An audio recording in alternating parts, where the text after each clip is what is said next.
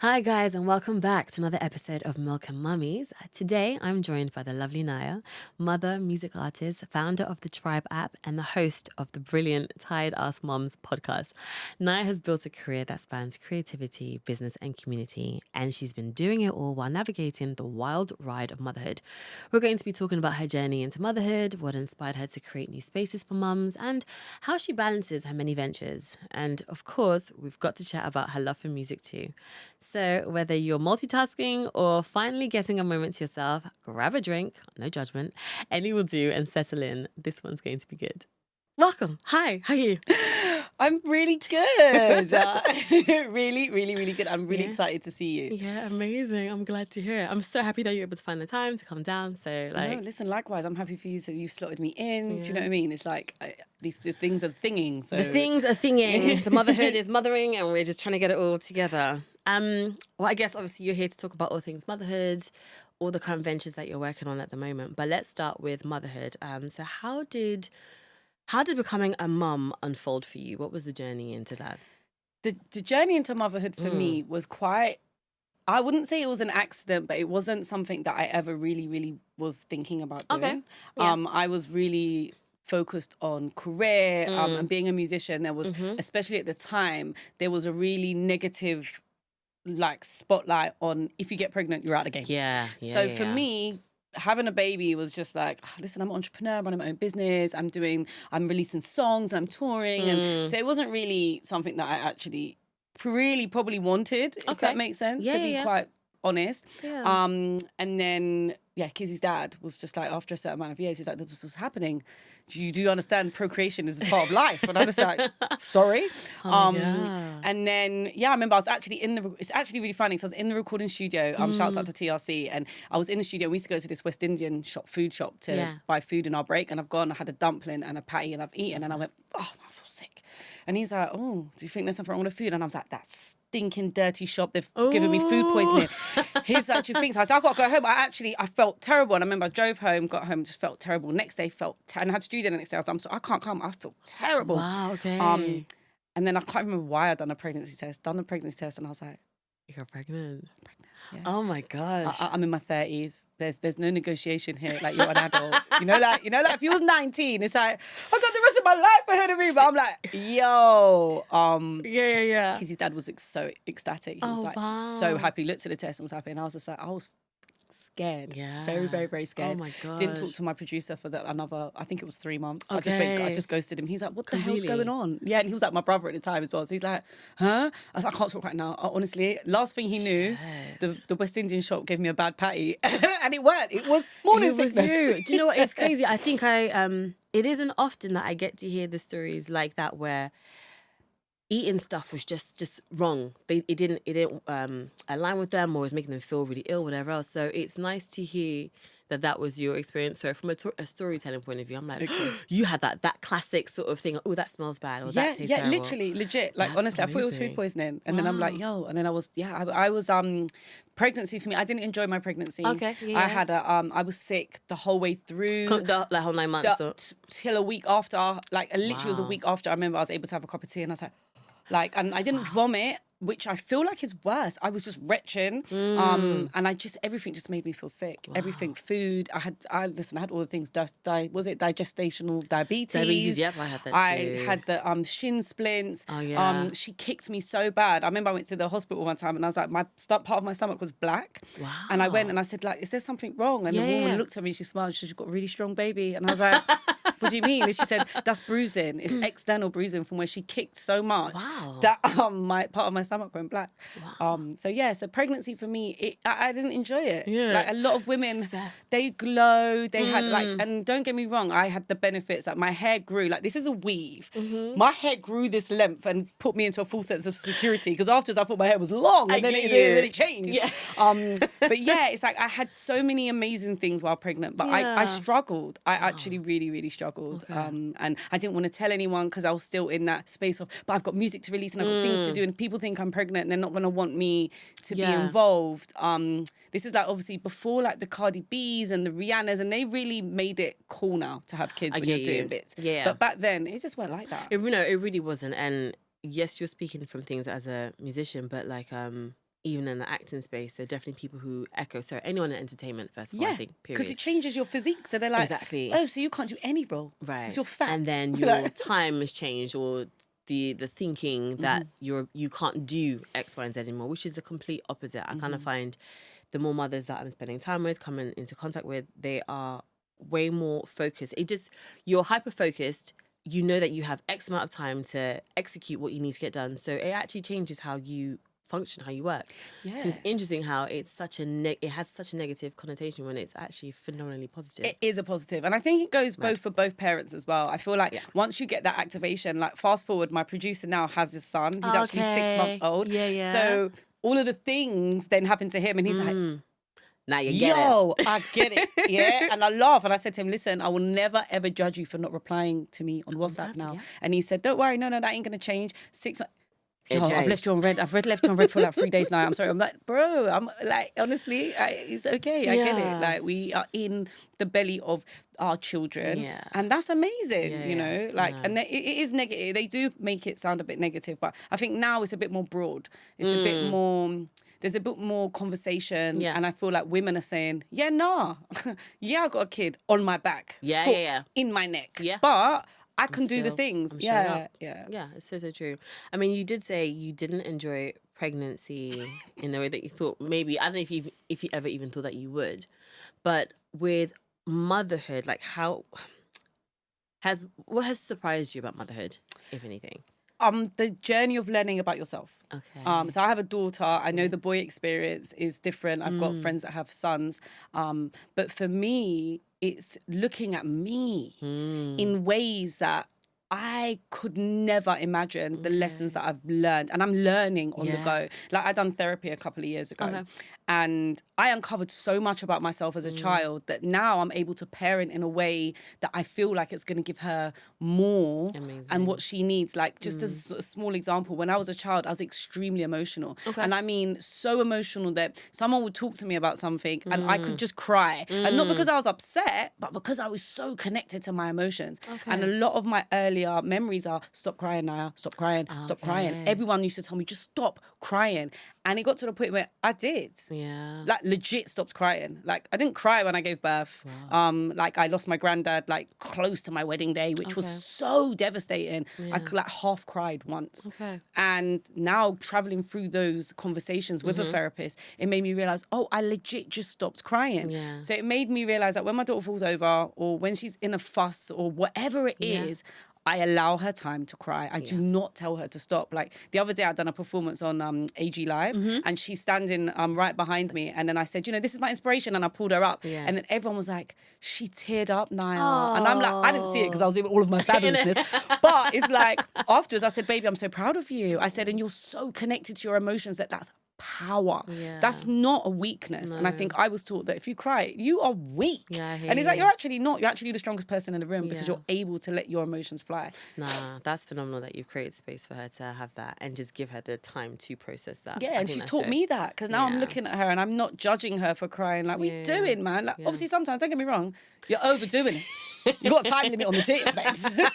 We're not crying forever. But I allow space for that now. Whereas I feel like if I'd never done the therapy, I would have been repeating the cycle. Nah, like, okay. Intentional parenting. Wipe the tears, babes. Listen, like, intentional parenting for the win, like 100%. So that's dope. And it's actually really lovely to hear that.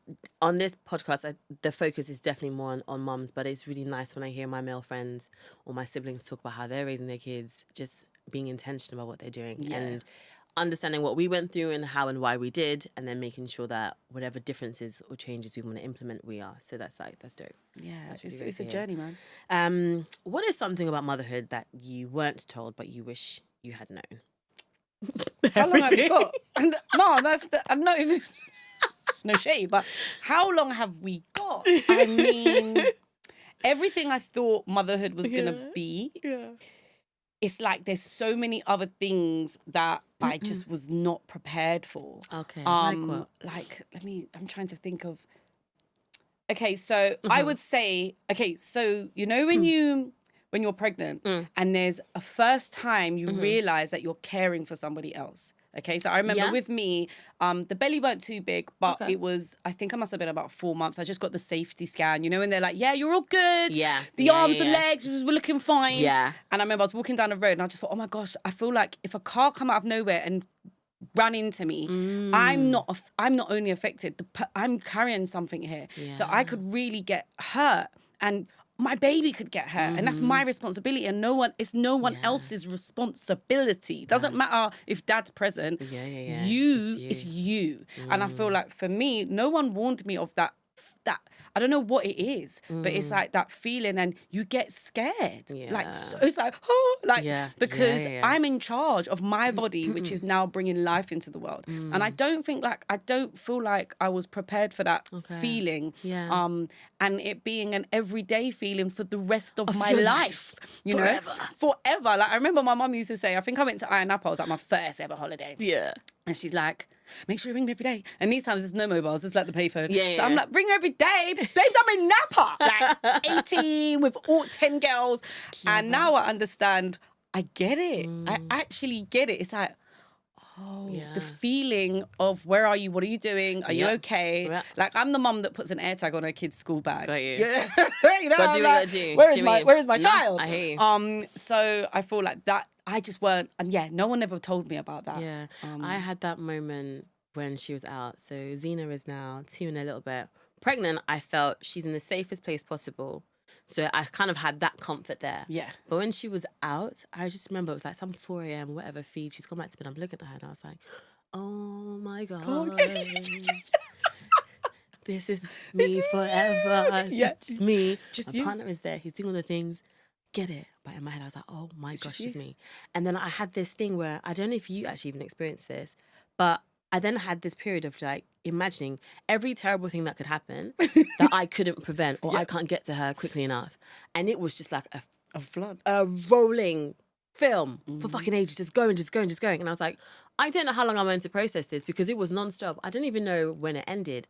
But every single terrible thing that could happen was just constantly on a loop. And I guess it's trying to, I don't know if it's just you're trying to regulate your mother's instinct or your protectiveness or the fierceness. I don't know what it is, but it was never ending. So that was intense. fun. No, it is intense. And I remember that moment when, like what you're talking about. So I remember Kizzy was like maybe a week or something. And her dad was doing Uber in the nights. And I remember it was the first day he went to work in the night. So I was with her by myself. And I think she was in the Moses basket, and I remember laying there, like, you know, you do the doze off, and then you do that. And they stop breathing. And then I've looked at her, and what I can remember is, in my head, she was, white stuff was just coming out of her face, and I'm like, ah! And I've grabbed her, and I've called her dad, Mom, there's something happening, and he's like, what? And then it's like I woke up and realised, oh, no, that must have been milk, and she's just vomited or whatever it was. Just come out. Come out. But I remember freaking out thinking, I can't do this on my own. I felt like I'm by myself and I don't know what I'm doing. And she looked like she was having a convulsion. Yeah, she weren't. It was just bleh.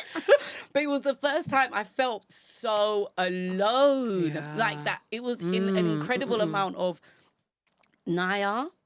It don't matter who is in your tribe. It don't matter who's helping you, You are in this by yourself, okay? Because no matter what happens, the buck stops at me.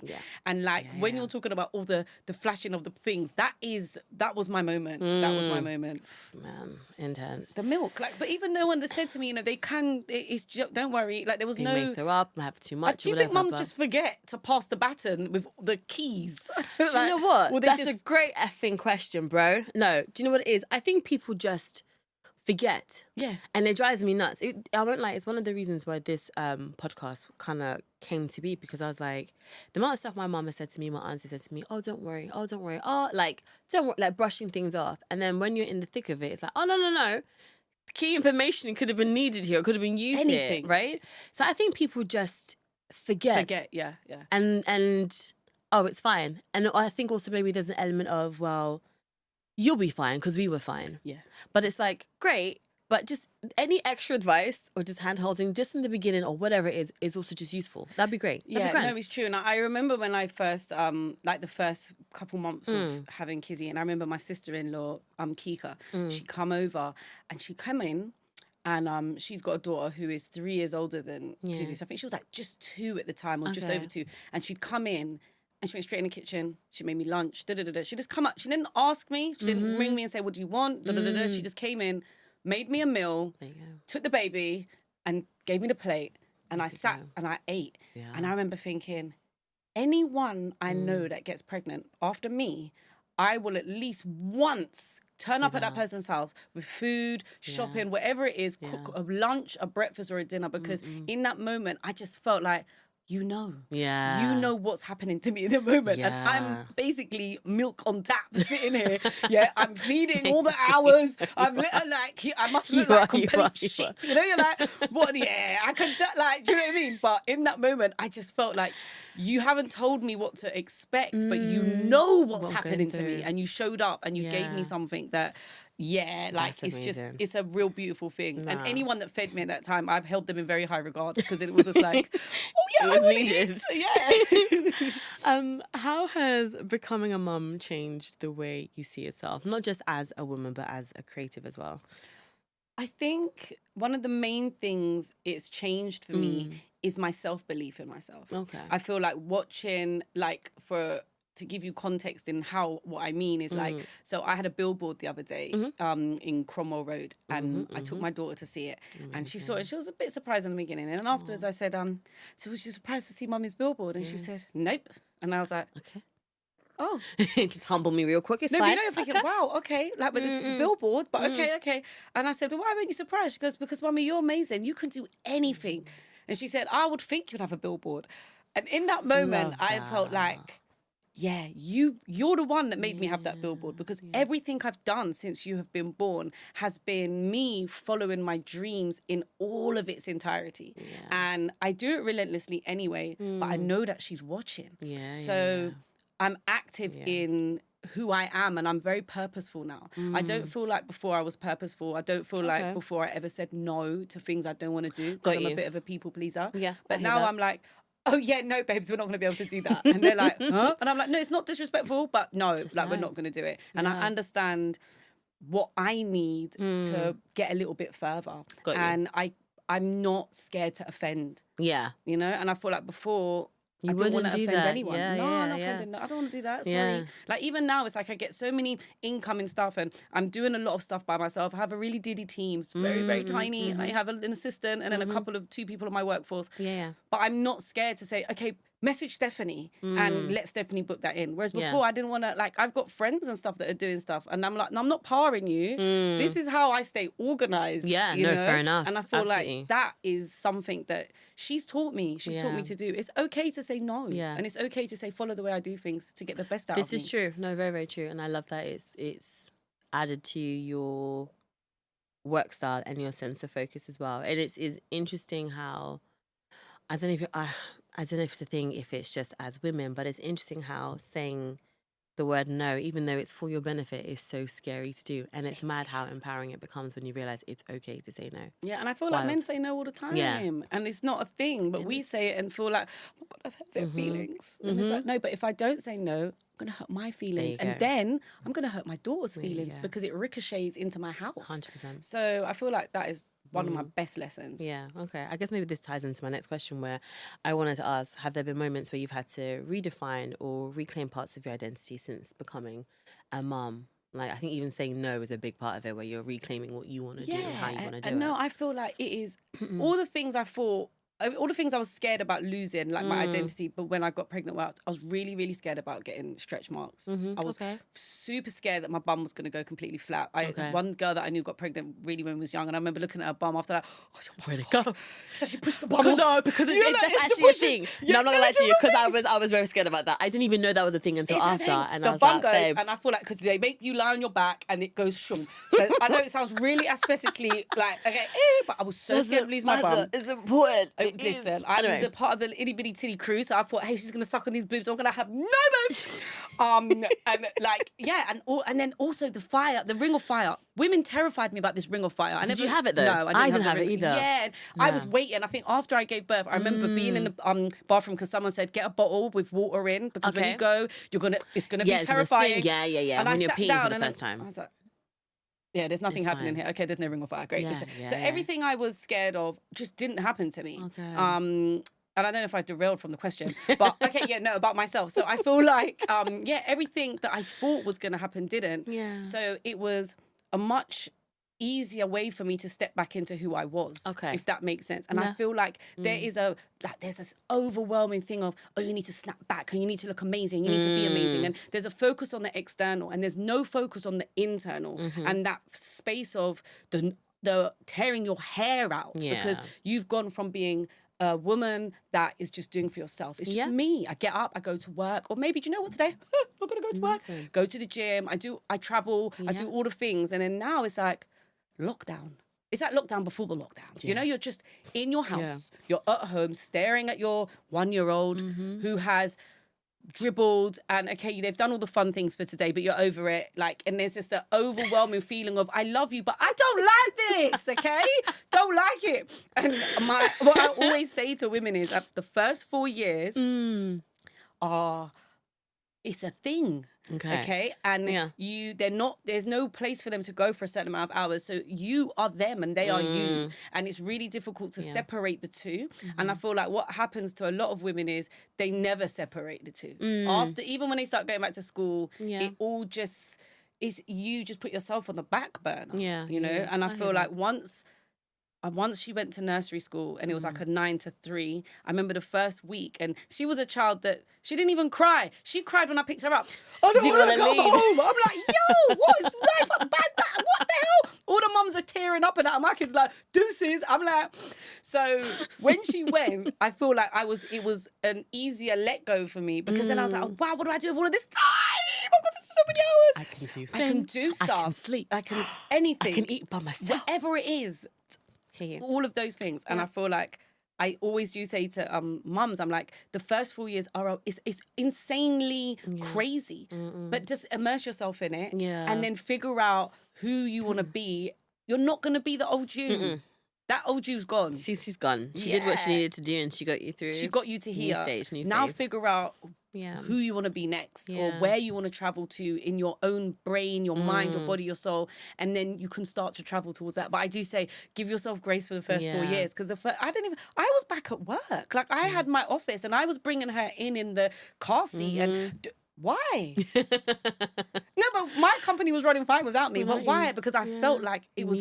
I needed to get back, and it's like, no. And then for me, I'm fortunate. Well, not fortunate for the world, but the pandemic happened. Yes, I hear you. And I feel like without that time, I would probably be sitting here saying I really missed out on my daughter's early years. Got you. Okay. Because I was so focused on work. How old was she around that time? She was 2. Still wonderful. Okay, cool. Yeah, 2. Yeah, 2.5, 3, round about that age. Yeah, probably 2 because she started nursery and then obviously they went into lockdown. Yeah, she was about 2. Okay. So I had the best part of her. Yeah. I was forced to be at home. Yeah. And we done everything. Do you know what I mean? But I know if the pandemic didn't happen, no. Still be on the go. I'd still be, I wouldn't have tapped out. I would have just been like, no, you up in the nursery hours and, because I don't want to lose myself. Bro, you've already lost yourself. That self has gone. She's gone.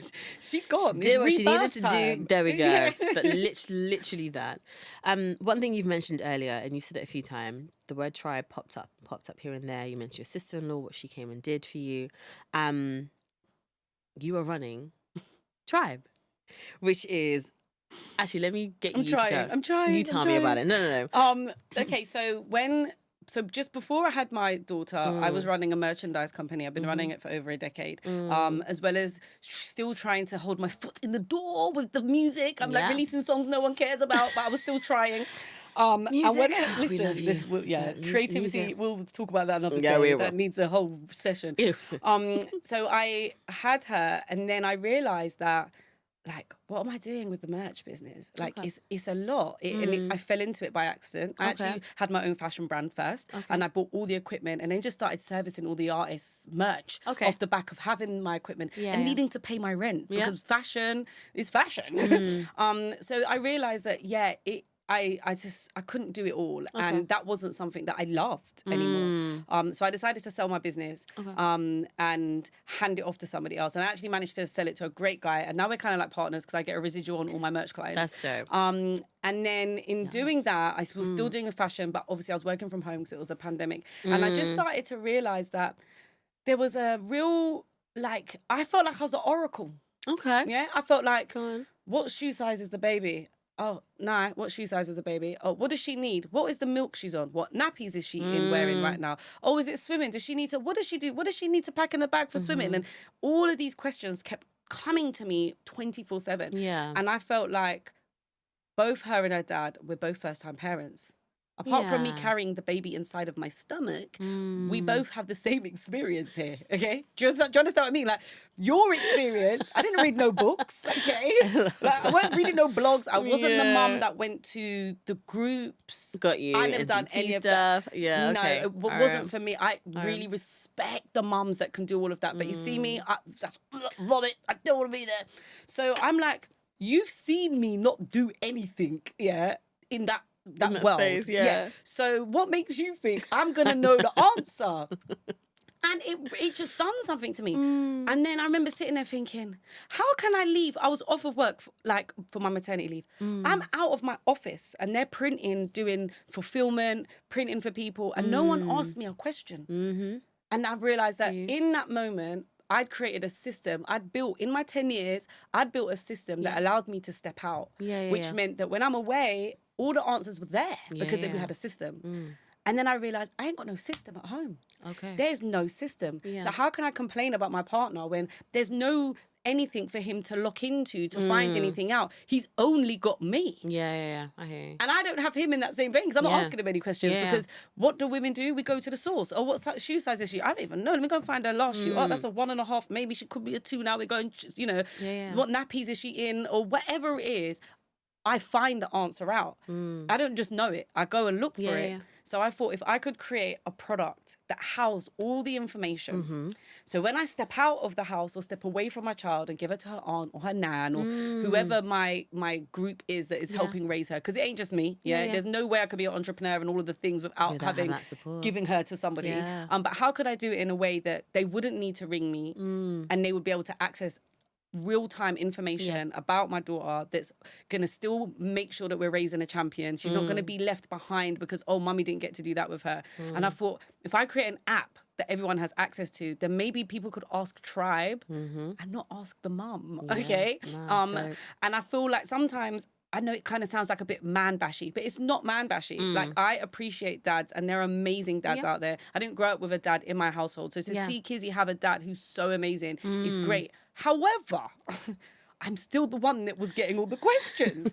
So I just felt like if I could create something like that, how powerful would that be? So that's where the idea for Trybe actually came from. That's dope. And I love that was the realization, okay, I don't have a system at home. I think that's such a clear statement. That's such a powerful statement. And just to phrase it in a way that made sense to you and how to get something physical or tangible in a space where it serves you, it serves the household, and it's now something that can be extended to others. I think that's brilliant. Like, a sick idea. I remember speaking to my partner Max about it, and I was like, okay, I was saying to him, okay, first of all, guys, it's Trybe. It is spelled Trybe. Because when I first spoke to Nyah, I went, oh my God, so tell me about Tribey. And she's like, wait, what? And then she had to school me. So don't be bush like me. It's Trybe. But I did love it. I did love it. Still. And I'm telling you, you're not the first, and I'm sure you're not going to be the last. I actually considered, do I change it? Don't change it. No, it's Trybe. That's what it is. But yeah, when he came across, he was like, nah, that's sick. That he instantly saw the practical, logical use and purpose for it. So I think it's a brilliant idea. Oh, thank you. And it's great that it's been birthed because of it. And I guess how has it been going? How have you been finding that whole space? Because it's an app, so you're now in an app development kind of space as well. Yeah, well, they call it tech. Okay. So I'm considered a non-technical founder, which is someone that's founded a tech idea that doesn't have a technical background. Okay, this is very, very, and it has been a journey. Okay. So we launched to the App Store and Google Play last year, February. Nice. And we done 12 months trial and testing with real life consumers. So we managed to get 300, I think it was just over 300 subscribers in the end. And we lived with our customers. We spoke to them. I bootstrap, which basically means I pay for everything myself, which you're probably very used to. This is what we do in our community. This is what we do, guys. The bootstrapping community. And I built a very robust, low-cost app, which I didn't even want to put out because I was like, this isn't what I've imagined, guys. Okay. And I was after a lot of like mentorship and speaking to people in the space, they're like, no, this is not your final product. You put the product out and you test the market to see if people really want this. Because now you want it. Because you've created it. Like you like all your own songs. Yeah. Do other people like them? Yeah. And do other people want them? And more importantly, is anybody going to pay for this? So it was it was hard. I'm not gonna lie, because it's like putting your best foot forward, knowing that it's not your best foot. Got you. First of all. And I'm quite a perfectionist. I've never really shown the downside to anything. I come from the generation of make it look perfect. Yeah. Clean, glossy. It's called like the press run. Yeah. You know, like we're gonna speak, we're gonna keep it all 100. Whereas now we're in a different day and age. No, it's okay, show the grit. Honesty is what, for lack of a better word, honesty is what sells. It's the truth. The truth. The authenticity needs to be there. So yeah, we put it out and it went really, really well. I had so much good feedback and I had so much critique as well, which is amazing because now we are in Trybe Point 2, which is we're developing the second iteration of the app. And I'm in a stage called fundraising, which is pre-seed fundraising, where I need to raise capital to make the app. To make a proper app, you're looking at 35K north. And my app, I think I spent about, on the actual making of it, about $2,500. Okay, cool. So you can see the magnitude of the difference of the levels. Based on how much funding that you're going to get. So yes, I'm literally actively raising, trying to get the cash so that I can bring it back to life in the way that I envisage it. Yeah, exactly. Has it been strange wearing this hat, because you definitely come from a creative music space background?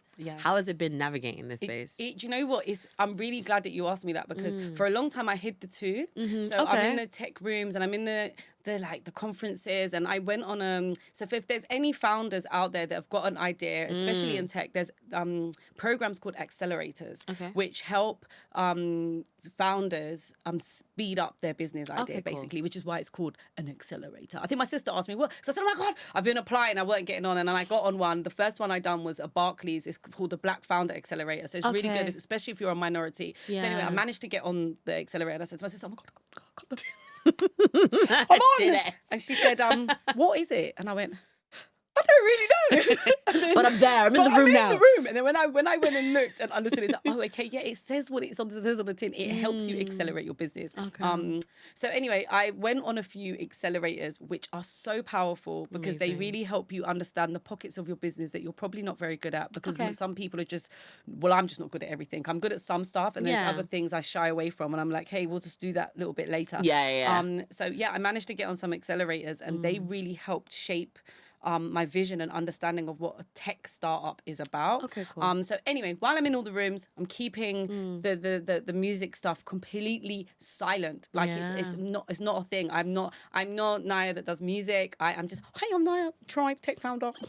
And that is basically it. And later on, it's like I've done a few things and people have connected the dots. Nice. Okay. And they're like, I remember I'm in another accelerator I was on, someone put in a group like, Nyah, is this you on AG Live? What the hell? You kept that a secret.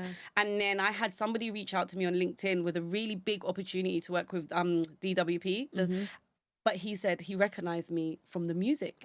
So then I realized, why am I hiding something that potentially is going to open a door? Because what I've now realized is a lot of the people that were growing up on my music, they're in positions, they're in spaces, they're in workplaces, they're in careers, they're in full driver's seat mode. So now I kind of use... I'm not scared to marry the two, which was just scary before, because I thought, is anyone going to take me serious? Like, just, you know? No, I hear that actually as a perspective. It's a frustrating one, and I know there are many people who I guess suffer that. It's not like an imposter syndrome. It's just that whole idea of, will you be taken seriously? And it's mad, because the work and effort and dedication and time that you put into your music career is not a joke. It's probably harder. Listen, so that in itself is an example that you are committed and focused and dedicated. So that should be, I know it's something that you're already proud of, but it's definitely something that to be proud of, and you can definitely transfer those skills into this space as well. Yeah, But I hear I you. feel like I'm learning slowly. It's still Yeah. a little bit uncomfortable. And I feel like mainly a lot of it is like, well, obviously when you go on the Googles, and I used to wear a tutu, and there's a lot of things. There's a lot of things. But at the same time, it's like, Nyah, you are unsigned artist. I was never signed to a label. I never had a big management team. I've owned all my masters. Always done it independently by myself. I've toured in Estonia and Europe, and I've done a lot of things. I performed in Ghana, you know? So it's like, you've done that by yourself. Yeah. It's not a joke. That's not something to be embarrassed about. There we go. That's to say, look, you've got true grit, because I've never been funded. I've funded myself. You know, like, so, it's not actually as great as I thought that it was before. Yeah. So I'm trying to stand in it a little bit more. Yeah, good. Definitely. Do so. I'm trying. Do so. I'm trying. Do it. Stand in it. We've touched on Trybe, and I know we're going to continue to see more and more of it. You also have a podcast. Yes, Tired Ass we Mums. do. How's it going? Okay, so, all right. I love the name already. Okay, so do you know what is funny? So the Tired Ass Mum thing, this is where the serial entrepreneur gets the best of me. So I actually set my company up, and the company's called Tired Ass Mum, and Trybe is like a subsidiary underneath Tired Ass Mum. And the podcast, I'd done a podcast, I think it was just after the pandemic, maybe. Okay, cool. And the podcast was called Can I Shit in Peace? Because at that time, I just felt like this was a You real... couldn't. Yeah, and you still can't. I feel like every single guest that was my running question. Now we've changed the name of the podcast, and we're doing a season of Trybe Talks, which doesn't only speak to mums, because obviously Tired Ass Mum is very mum focused. Yeah. And now I'm speaking to parents, because I feel like I have a lot of dads that are my friends, like males, who are amazing dads and have different struggles. And I feel like it's really important that people understand I'm not bashing dads when I talk about Trybe. I'm just giving you my version and trying to give a tool that helps both mum and dads. And I can't build a tool for mum and dads if I'm only talking to the mums. Fair enough. So that's why I went into the podcast. But it's literally just me talking, and everyone just talking about their experiences and why can I not be in the bathroom, and why do you walk past your dad to come and ask me, can you do, I don't know, whatever it is you want to do. Can I watch this on Netflix? I'm upstairs. How's your dad? He's laying down downstairs, reading football things on his phone. It's okay to speak to him. We heard that. He does respond. He does. Okay, no, it's hilarious. Like, we're in that space, and I'm watching Max Forever, like, reminder. No, you can ask me, like, ask Daddy, or like, I can sometimes I'll definitely redirect it, like, oh, is Daddy there? Ask him. You can talk to him. So it is really interesting how just in their little brains, how that's you're just the connector. I don't think it changes as well, though. I don't think she's 8, and I'm still now. It's got to this point where she goes, ask your dad. Ask your dad. It's very sharp. Yeah, like, it's very, very sharp and very brutal. Like, I'm in the bath, like, face mask on. Like, the other day, I was having my bath, and all I could hear is, and I looked, and they're flying a drone into the bathroom. No, like, my guys, time. like, what are you doing? Like, you're trying to. This is when you get mad, angry mum, and you're like, what's wrong with her? And it's like, what do you mean? It's crazy. Oh my gosh. With everything that we've touched on in terms of your ventures, your products, what has been the most rewarding part of building all of your platforms? Oh my gosh, there's so many. There's so many. Do you know what? I am a person that really loves the little win. Okay. Like the smallest win for somebody, I get really excited, and I think I've cried a few times about things that are so small. So I think one of the things that really got to me was when we was made available on the Google Play Store. I thought, for some reason, I don't know why, but I thought Apple, getting on the App Store was going to be really hard. And I thought Google was going to be easy. Yeah. And it wasn't. The other way around. It took me 6 months to get on the Google Play Store. Wow. And it was relentless, back and forth, back and forth, back and forth. Why, though, actually? Iterations and we can't see this on our version on the Android screen, and you need to this. And where I'd created it's called a web app. So I created a web app, which is it's a no-code way of making an app. And then it was just navigating that being then available on cross-platform.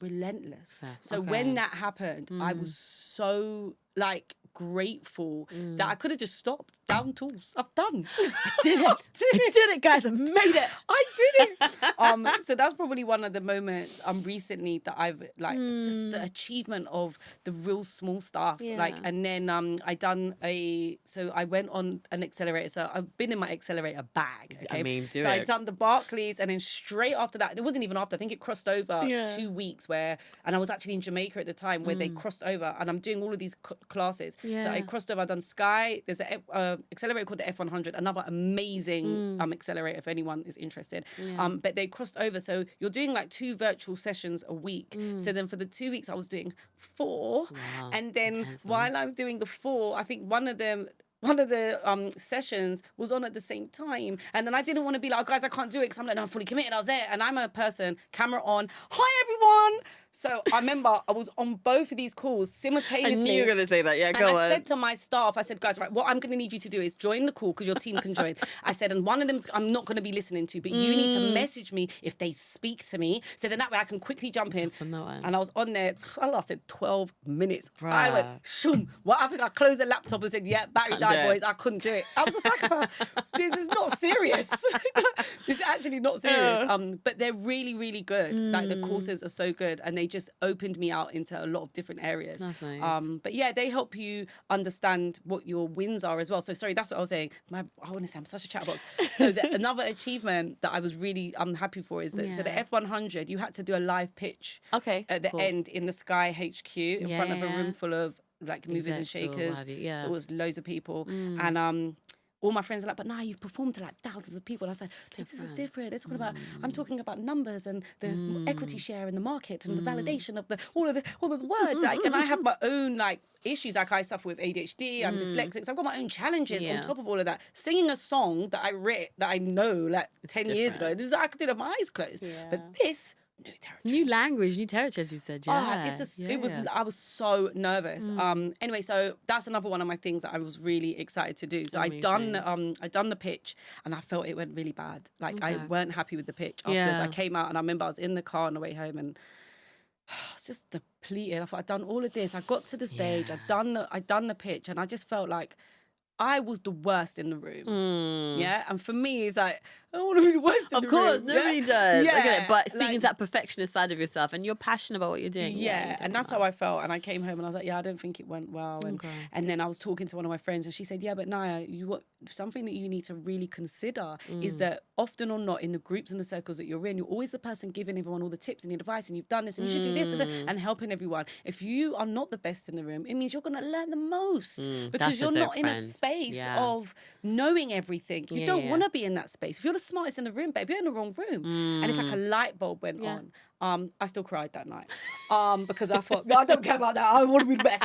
And then I woke up afterwards, the next day, there we go. And I was like, oh yeah, it definitely makes sense. Yeah, and there was you was pitching for funding, and I think because I really wanted the cash. And then anyway, fast forward, I got awarded the funding anyway, and they said the pitch was amazing. So I was like, okay, cool, yeah. I did it. But I am prepared now to not be the best in the room. I'm prepared to be the no one in the room. I'm prepared to be the person. Like I want to be the midget that stands on the giant's shoulders. Like I'm sick of being the person that does it all. And do you know, like sometimes lean into someone else's greatness and learn from them rather than learning in the trenches on your own. Yeah, no, I hear you. No, I like that. Yeah, so that really resonated with me. That's really nice. Glad. Rather than learning in the trenches on your own. Because that's me, bro. I want to learn all the things so I can do it. I hate having to rely on people. I hate this. And it's like, okay. But you move further and faster when you're with the team. Do you mean? 100%. So I have to remind myself of that from time to time, like 110%. And another thing to add to that is time. Yeah. Like, and I was saying this, like, I was looking at these trainers online that were like £300, and I was like, oh, I love them trainers. And then I thought, yeah, but for £300, I could get a cleaner in for like 4 weeks. And that is going to give me time. What do I want? Do I want new trainers or do I want time? We need time. And that, if you can just allocate yourself more time by delegating to a team member or staff or hiring, there are ways to do it. And I feel like being a perfectionist, you don't want to let go. But you can let go if you find the right people. Yeah, this is true. Yeah, you just need to find the right people. Yeah, for sure. But yeah, no, thanks for sharing that. You touched on music a little bit earlier, and I guess I wanted to flesh out a bit. How has motherhood influenced your music? If you're writing currently or putting stuff out, I also realized. No, that's an amazing question because I tell you something, right? I struggled to write after giving birth. Okay. And like my producer was like, come on, let's do some sessions. And I'm like, no. He's like, why? I said, because everything I want to write about, no one wants to hear. Okay. He said, what do you mean? I said, I'm tired. I'm sick of this shit. Her nappies stink, okay? Like, what the hell is teething? Nappy rash, birds, bees. I said, everything that I am thinking of, I'm telling you, no one wants to hear. He said, but they do want to hear. And I said, no, but that's not the music I would like to put out. Because right now, I'm tired. I am sick of this shit. Like I said, and I'm miserable. I said, I'm just tired all the time. I said, I haven't slept since before I was pregnant. Yeah, and someone told me I'm never going to sleep the same again. Yeah. I said, do you know what the realization to that is? He said, all right, now slow down. He said, I understand, I get it. I said, no, you don't get it. Because if you understood, you'd quit asking me. I've got nothing positive to say. And my music is a diary entry to my life. My first ever project was called A Diary of a Princess. And it's like a 7-track EP. But every single song is an ode to a time in my life at that time. Okay. Like every single one. Like there's a song on there called Big Boys, and it's like, oh, I need a big boy. Yeah, I was looking for a man. I was single. I was outside. I want a big guy to look after me. Tattoos, all of that stuff. Do you know what I mean? And then I've got another song called Hooligans. It talks about the guys in the club just being animals.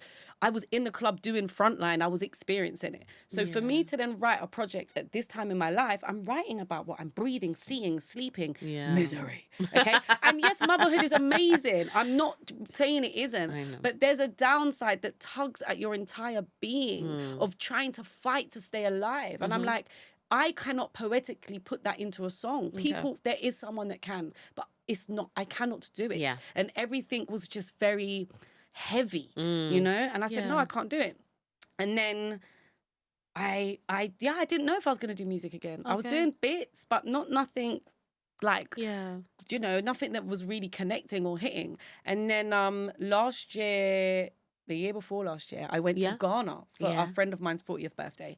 And before that, there's a guy called Hanif, big shouts to Hanif. He messaged me, I think about a year prior to that, and said, nah, man, you really need to jump on Afrobeats, man. It's your sound, it's your vibe. And I said, yeah, no, I don't really like Afrobeats. He said, he said, you don't like Afrobeats? I said, I don't get it. I haven't listened to it. It's just not me. And he said, okay, respectfully, he said, okay. So anyway, and I didn't explain myself very well, but what I meant to say is, music has to be in my DNA. Okay. And if it doesn't hit me, and I don't understand when the drop comes, and I don't understand when the bass is going to hit, I can't write music, or I'm not an imposter. Okay, I'm either in it or I'm not. So anyway, fast forward, went to Ghana, and I was suffering with really bad migraines for about 2.5 years. Every day, chronic migraine. That's a whole nother podcast. Like it was 2.5 years every day, chronic migraine or migraine or chronic headache. Like it was just pounding every day. I just learned to live with it. Wow. So I hadn't been really enjoying. Yeah, of course not. I've had migraines a couple of times, and they are it's black room. Vile. Bruh. Yeah. It's mad. So it 2 years, 2.5? 2.5 years, yeah. No. So that had happened, and then anyway, I found a way to manage them, which was like in the August. And I think it was after basically, if anyone suffers with migraines, right, this is basically my little solution, because I did do loads. I take Celtic salt every day. I have a low absorption of liquid. So when I drink water, it just goes straight through me. Okay. Like, I just thought I had a weak bladder. No, the water's not sucking into my blood. So by putting a little bit of Celtic salt in, it stays in. I go to the toilet less, hydration, less migraines. So that was the trick. So anyway, I'd done the Celtic salt. 3 weeks it was, and it was my yoga teacher that said it. And I said, that ain't going to work. Talking about, I've been to specialists, I've had operations. Anyway, 3 weeks after, I'm like, yo, it worked. Yeah, it did. I'm okay. I'm okay. The lights, you know, like they don't hurt anymore. Oh my God, hurting me today. So anyway, so I've gone to Ghana, and it's my first real experience of, I'm out. It's welcome. Lit. Give me the drinks, and I'm out. I'm having a great time. And was in the club, and I just felt the music. Like I actually felt the sound. I felt the experience. I was in the culture, and I got it. And I said, you know what? I could do this music. I don't know how, but I could. And then I'm a very spiritual person. I know God puts everything in place for me. Shortly after that, I'd met up with somebody who works for Warner.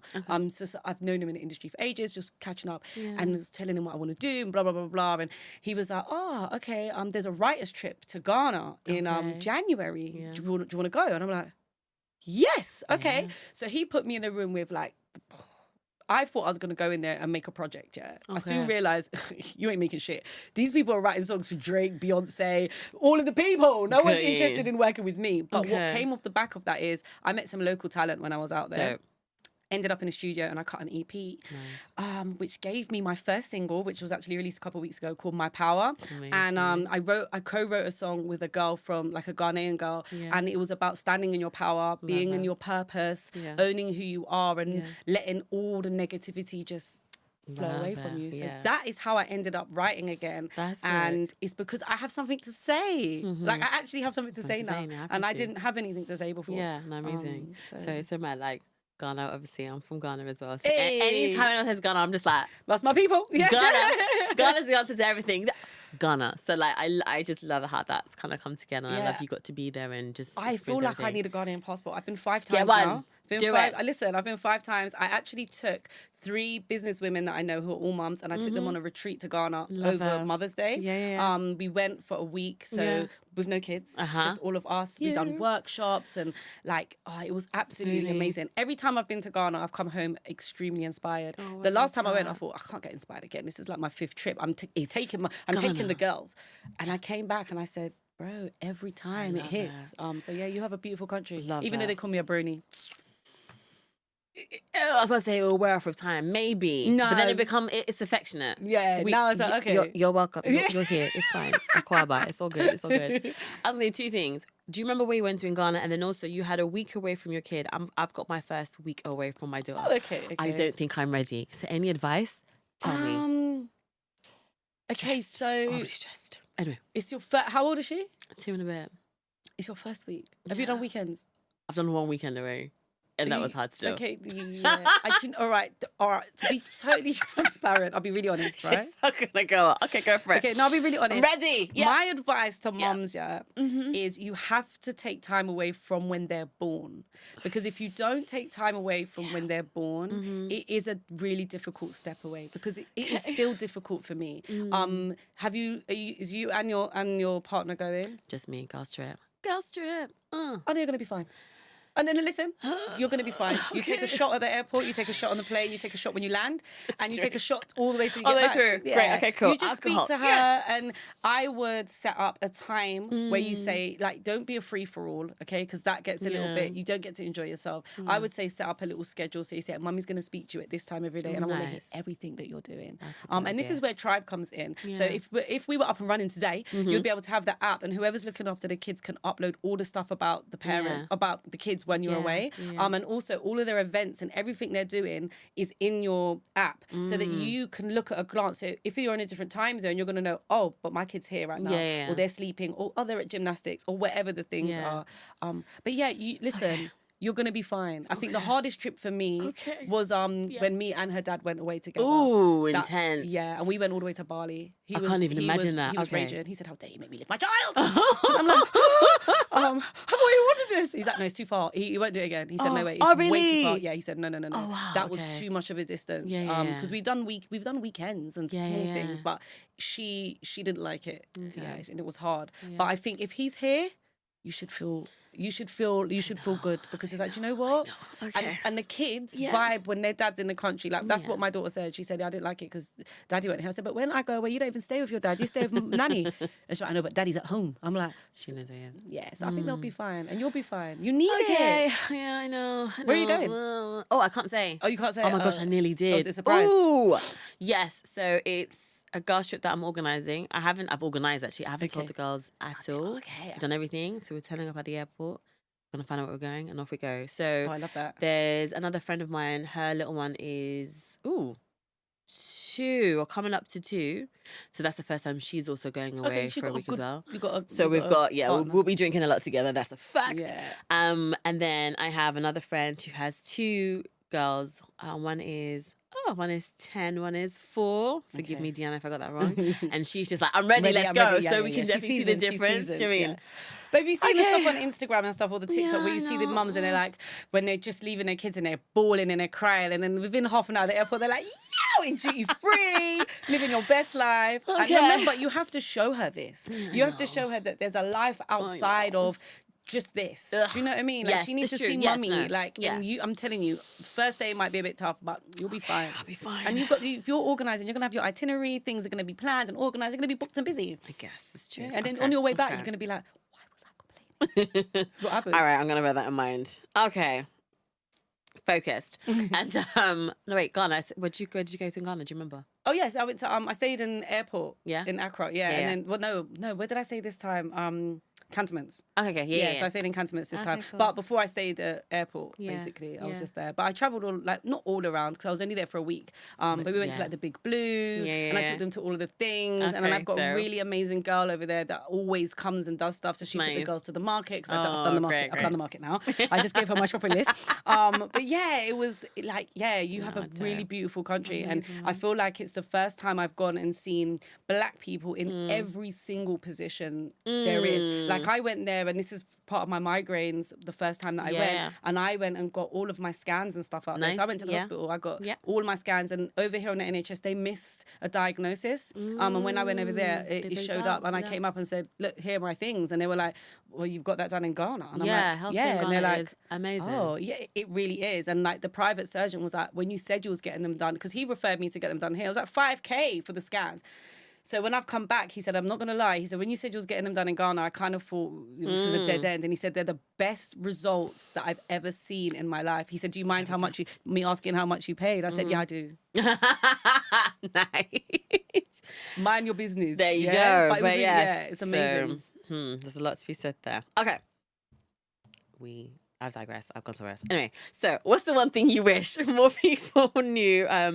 What's the one thing you wish more people knew about juggling in motherhood? Like, what it really takes to juggle motherhood and entrepreneurship? That you suffer burnout regularly. It's Nice. a lie. Like, it's a lie. Yeah. Okay.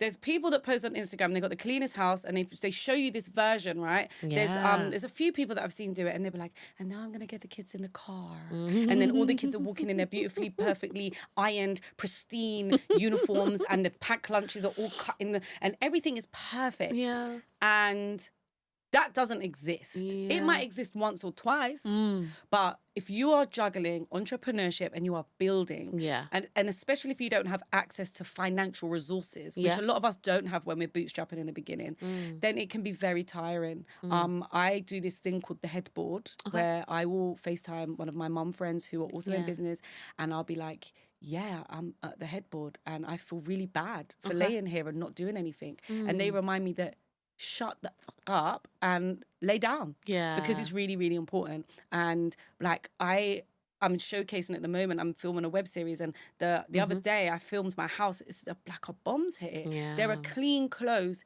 everywhere in piles. I'm like, yo, why have we got so much clothes? Like, this is ridiculous.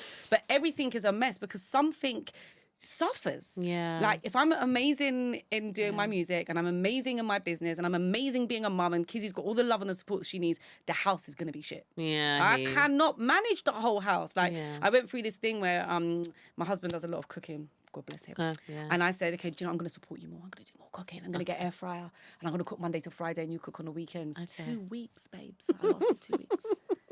2 weeks. The air fryer didn't even go on for a whole week. 2 weeks, because it is. I don't care who you are. If you don't have the financial resources to pay people to do certain things, something's going to slide, and you just can't do it all on your own. Yeah. And I think the sooner you realise that, you won't feel so bad for the days where you just lay there. Because there are days where I'm like, I'm not talking to anyone. Housewives is on. I'm watching all of them, all of the Housewives. There's not one I don't watch. I watch them all, and I'll sit there and I'll zone out. And it's probably not the best TV, but for me, I'm like, yeah, this is non-confrontational to me. Yeah. I don't care about what happens to these women. It's all good. And then, I get up and I carry on another day. But I think that would be my thing. Like, it's just... Yeah, I don't feel like there is a real balance answer. Yeah. It's just what works for you. Yeah, no, fair enough. It's great to hear. That's And money, how you give us navigate. cash, please. Yeah. Give us cash. Give us the money, please Give us now. cash. That's it. No, that's really dope to hear that. That kind of touches, I guess I also wanted to understand how you carve out time for yourself. But as you said, the headboard is how you kind of navigate that space. Yeah, and I do gym. I don't Yeah. really enjoy the gym, I'll be honest. It's not really my, like, I don't like it, but I go every day. I go and after school run, I make it my thing. In my head, I say, get to the gym. I don't say do a class or anything, just get to the gym. I'll get there and then I'm like, well, you're here. Yeah. Now you can do some stuff. Yeah, as long as I've got my Apple Watch, because if I ain't got the watch, it feels like I haven't done a workout. But then I do it and I concentrate on when I walk out of the gym, how I feel. And when I've done a class or I've done whatever it is in the gym, when I walk out, I feel like on top of the world. I feel like I did that. And then I crack on with my day. There you go. But you have to be disciplined and make a choice for yourself. Like even you going on your girls trip, that's a real conscious decision to say, I'm carving out time for me. And however emotional that might be or hard it might sound or feel for everyone else, this is important because if your cup is full, you're going to give your family and your kids the best version of yourself. When you're completely collapsed and burnt out to the ground, you're not going to be able to give them anything anyway. Yeah. So then they're just going to be looking at you like, well, who are you? Yeah. Like, what is this? What is this? What is this? Have you ever faced or do you face guilt, doubt, burnout when you're navigating dealing with all the different platforms or areas of work that you do? How do you deal with that space? Yeah, I think the guilt is hard. Like it is hard. Like I meditate a lot and I pray. Nice. Definitely spend a lot of time praying and focusing on the voice that's inside of me outside the voices that are outside. I feel like we're very, at the moment, we are probably at the one time in life where we are overstimulated with the everything. With everything. They're telling you if you're a business owner, then you need to be on social media and you need to be active, and if you're not posting 3 or 4 times a day, then no one's seeing what you're doing, and this is my free window, it's my marketing tool. So I feel like sometimes when I'm trying to do all of that, I do beat myself up a bit because then I'm like, but I'm not in this room. I'm in the room, but I'm not in the room because I'm doing something on my phone or the laptop's out. I don't know what the right answer is to deal with that. I feel like that's going to be a forever guilt that you kind of carry. But what I do try to do is I really do try to carve out time that I give my daughter without being distracted. Nice. And that definitely comes from, like, when I was younger, we used to eat dinner in front of the TV on the couch. We never had a dining room table. And for me, I always wanted that dining room table. That Cosby Show experience where you see them all eating and everyone, the family. So I have a dining room table. Well, I say a dining room table, it's a garden table at the moment because our dining room table broke. But we have the table and like my daughter's like, oh, can't I sit over there? I'm like, no. We're all sitting here and we eat. She'll do the prayers before dinner. We eat and then after dinner we have a game. Sometimes this is a 5-minute game. But I do the game and we talk to each other. Like we do, what's the question? What question do you want to ask us? And then we ask the question. So I try to carve out time specifically for her so that way, when I do say, bog off, I'm doing something, I know that you've already been given some time today. Yes, don't be greedy. I'm only one person. So that's how I try to manage it. But you still feel bad. Yeah. Nah, I hear you. All right, cool. Quick fire. What one advice would you give to a mom who is thinking about starting her own business or creative project? I said a quick advice. I don't know how quick of an answer that's going to be. No, I can be quick. Go on. Even though I can't be quick, but I can be quick. I know. I think Loaded the question quick as well. answer is believe in yourself to the bitter end. Do not let doubt, naysayers, critique, none of that stuff. Nice. Believe in yourself relentlessly. Even on the worst hormonal day of the month, you say, this ain't even me, that the estrogen levels have gone depleted. It's not me. That's doubt. I still believe in myself on my worst days. I never say, nah, you can't do this. If I hear it, I say, you can do this. Nice. Take a break. Okay. Yeah? So just believe in yourself. Okay. What is one thing motherhood has taught you that no one prepared you for? How hard I can go. Ooh, I nice. thought I could go. I thought I was going hard. Oh my God, weren't even touching the surface. Ooh, nice. Okay, cool. One mantra or affirmation that is helping you right now? Stand in your power. Nice. One item you can't live without as a mum? Tribe. Oh, okay. Nicely done. Nicely done. Okay, and one word to describe how you're feeling in this chapter of life? I feel grateful. Yeah. Very, very grateful. Yeah. Okay, nice. Look at me grinning like an idiot. I'm like, Listen, I was trying to keep it short because you made me start talking. And the reason why I feel grateful is because, and the Oscar goes to. No, that's amazing. Thank you so much for sharing in the way that you did. Honesty is so welcomed in this space, so it's greatly appreciated. And yeah, I love that you've made things relatable, attainable for people who are in this space or trying to navigate motherhood and being an entrepreneur or not even sure how they can do it anymore, if that makes sense. So it's nice that you've been able to, share the before and the current. So I'm looking forward to seeing where Trybe goes and everything else that's to come. We need to get you on the app. We need to get you on the app. Get me on the app. Let's do it. So I do love an app. I can't lie. So yeah, I'm and excited thank you about so much for having me. Like what you're doing is amazing, and even like through my answers and you sharing, like I've learned so much today. So yeah, I got you, girl. Cool, amazing. And that's it. That's a wrap on this chat with Nyah, aka Princess Nyah. If you enjoyed this episode, please make sure you're following Milk Mummies, leave a review, and share this with a mama friend who needs to hear it today. You can check out Trybe, tune into Tired Ass Moms, and follow Nyah on socials. I'll pop all the information in the description boxes below. But until next time, remember, motherhood is not a limit, it's a new layer of power. You've got this, mama.